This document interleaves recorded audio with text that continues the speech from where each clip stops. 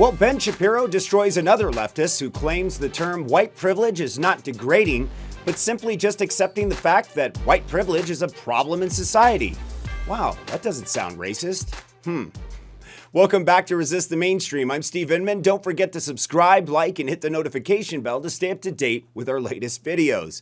Well, there's nothing better than seeing a clueless leftist in a successful position blaming white privilege as a key oppressor to society.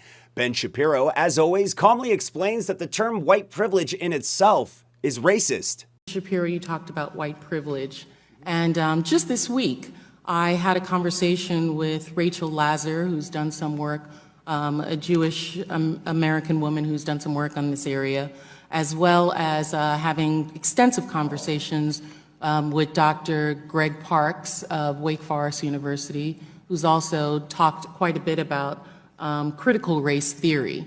And it's my understanding that white privilege is not telling individuals that they cannot speak, but it is a term for societal privilege that individuals have as a benefit of their white skin.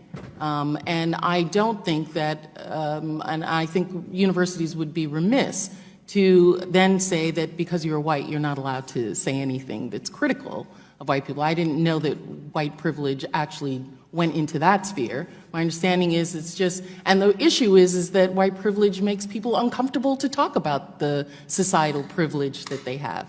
Well, to me, what I say on campuses all the time is if you want to cite instances of racism that we can all find and fight together, that's something that I'm more than willing to stand next to you and fight, because that's obviously stuff that we should fight together. But when you just say that there is a white privilege out there in the ether and that by dint of birth your skin color generates for you an advantage, what you're really saying to people is that your view is less valuable because you have not experienced what I've experienced. And that is an identity argument, that's a character argument, that's not a rational political argument that can actually be taken on in any way. It's more of a cudgel and a club than it is an attempt to open a discussion. Well, I think it's a demonstrable evidence that through society's demographics that being white has societal privileges that being black does not. But we can talk about how that manifests, because that's I'm also interested in what you just said now, is that you would stand next to anyone who has this. So, Mr. Shapiro, my question to you is, for Ms. Dunston, the tying the noose around the campus and writing messages that target African-American young students, would you consider that hate speech, and then would you stand next to her and fight for her? As I say, I would. This is the first I'm hearing about it, honestly. But really, yeah. But from hearing about it, maybe because it's local. I mean, I'm from LA.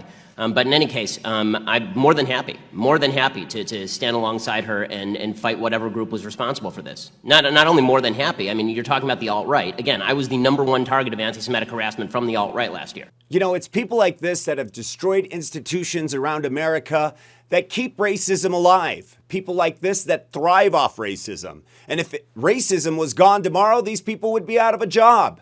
While they stay on top, they continue to oppress the people on the bottom with propaganda. And as an American Asian, I don't believe in white privilege. And if I did, that would be like saying white people are superior, which is far from the truth. Nobody is responsible for your failures, and nobody is responsible for your success, but you, and not the color of your skin. Playing the race card daily only takes away from the actual victims of racism today. Again, I'm Steve Inman. Don't forget to subscribe, like, and hit the notification bell to stay up to date with our latest videos. Until next time, take care, resist the mainstream, and we'll see you then.